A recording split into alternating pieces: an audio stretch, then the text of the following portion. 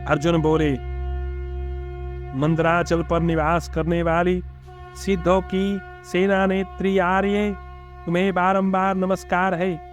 तुम्ही कुमारी, काली, कपाली, कपिला, कृष्ण पिंगला, भद्रकाली और महाकाली आदि नामों से प्रसिद्ध हो। तुम्हें बारंबार प्रणाम है। दुष्टों पर प्रचंड कोप करने के कारण तुम चंडी कहलाती हो। भक्तों को संकट से तारने के कारण तारनी हो। तुम्हारे शरीर का दिव्य वर्ण बहुत ही सुंदर है।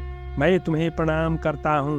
महाभागे, तुम्ही सौम्य और सुंदर रूप वाली पूजनीय कात्यायनी हो और तुम्ही विकराल रूप धारणी काली हो। तुम्ही विजया और जया के नाम से विख्यात हो। मोर पंख की तुम्हारी ध्वजा है। नाना प्रकार के आभूषण तुम्हारे अंगों की शोभा बढ़ाते हैं। तुम भयंकर त्रिशूल, खड्ग और खेटक आदि आयुधों को धारण करती हो। नंदगोप के वंश में तुमने अवतार लिया था, इसलिए गोपेश्वर श्री कृष्ण की तुम छोटी बहन हो, परंतु गुण और प्रभाव में सर्वश्रेष्ठ हो।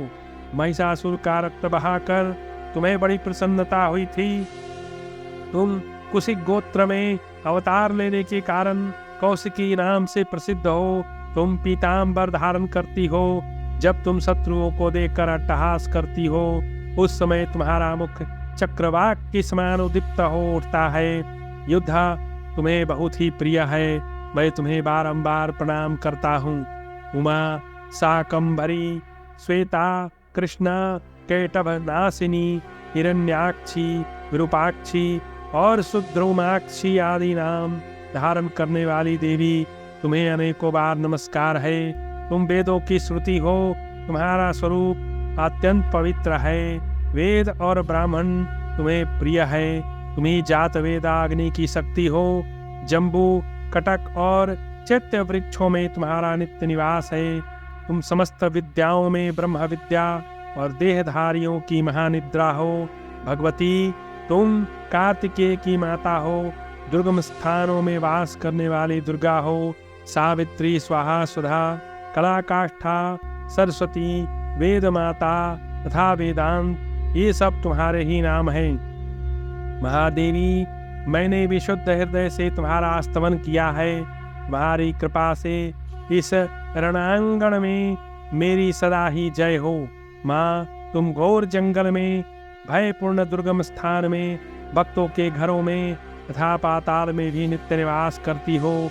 युद्ध में दानवों को हराती हो।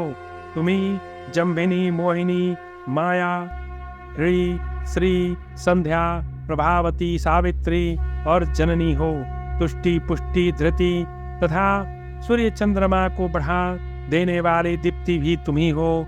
तुम्ही ऐश्वर्यवानों की विभूति हो। युद्ध भूमि में सिद्ध और चारण तुम्हारा दर्शन करते हैं।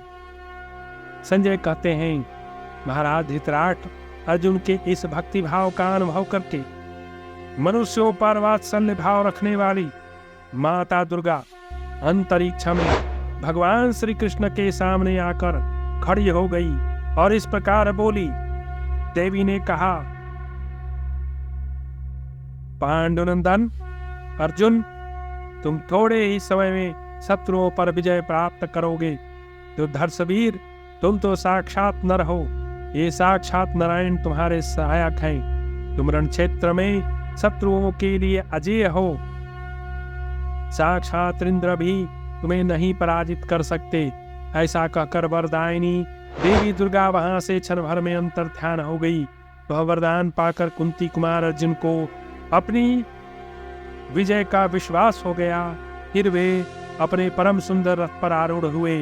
फिर एक रथ पर बैठे हुए श्री कृष्ण और अर्जुन ने अपने दिव्य शंख बजाए। जो मनुष्य सवेरे उठकर इस स्तोत्र का पाठ करता है, उसे यक्ष, राक्षस और पिशाचों से कभी भय नहीं होता।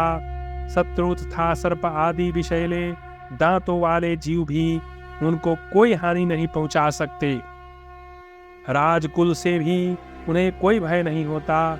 इसका पाठ करने से विवाद में विजय प्राप्त होती है और बंदी बंधनों से मुक्त हो जाता है। वह दुर्गम संकट से अवश्य पार हो जाता है। चोर भी उसे छोड़ देते हैं। वह संग्राम में सदा विजयी होता है और विशुद्ध लक्ष्मी प्राप्त करता है। इतना ही नहीं, इसका पाठ करने वाला मनुष्य आरोग्य और बल से संपन्न हो 100 वर्षों की आयु तक जीवित रहता है।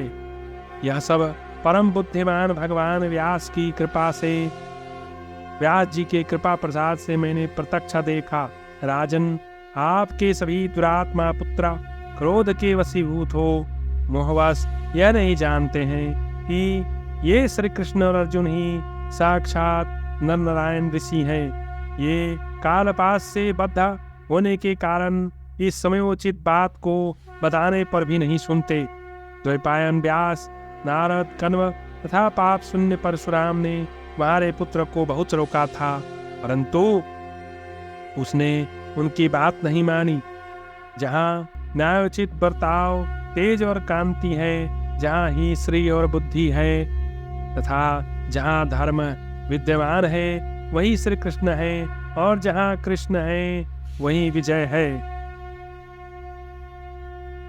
इस प्रकार श्री महाभारत भीष्म पर्व के अंतर्गत श्रीमद् भगवद गीता पर्व में दुर्गा स्तोत्र विषय 23वां अध्याय पूरा हुआ।